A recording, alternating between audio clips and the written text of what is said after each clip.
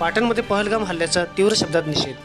आतंकवाद मोडून काढण्यासाठी भारतीय प्रशासनाच्या पाठीशी उभे रहा, सत्यजित सिंह पाटणकर। ग्राउंड रिपोर्ट घेतलाय सतर्कवादी न्यूज पाटण तालुका विभाग प्रतिनिधी नितीन खरमोडे यांनी। पाटण दिनांक 25 काश्मीर पहलगाम मध्ये पर्यटकावर झालेल्या भ्याड हल्ल्याच्या निषेधार्थ सर्व पाटणवासियांच्या वतीने पाटणमधील लायब्ररी चौकात तीव्र शब्दात निषेध व्यक्त करण्यात आला।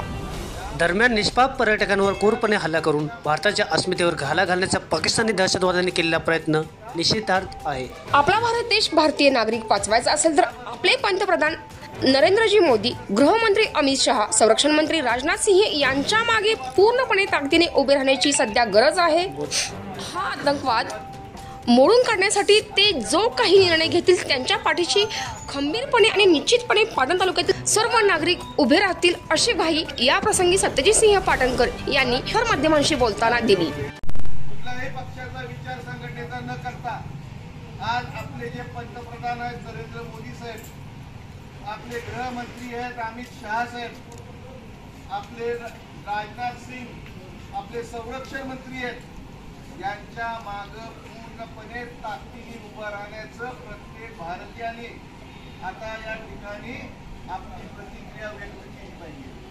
आणि त्या दिशेने हा आतंकवाद मोडून काढण्यासाठी ही लोक जो काही निर्णय घेतील त्या निर्णयाच्या पाठीमागे निश्चितपणे आपले सर्व ग्रामस्थ आणि पाटण तालुक्यातील सर्व ग्रामस्थ ते राहतील याचा मला विश्वास आहे।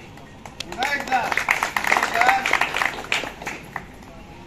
निषेध या ठिकाणी व्यक्त करतो आणि भारत या प्रसंगी हल्ल्यात मृत्युमुखी पडलेल्या पर्यटकांना श्रद्धांजली अर्पण करण्यात आली। तर यावेळी भारत माता की जय, वंदे मातरम, पाकिस्तान मुर्दाबाद अशा घोषणांनी परिसर दणाणून गेला होता।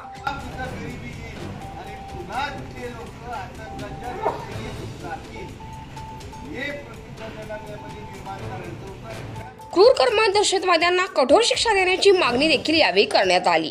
इंगवले यांच्यासह अनेकांनी भ्याड हल्ल्याचा तीव्र शब्दात निषेध व्यक्त केला गेला। यावेळी पाटणसह परिसरातील नागरिक, युवक, महिला तसेच सर्वपक्षीय कार्यकर्ते मोठ्या संख्येने उपस्थित होते।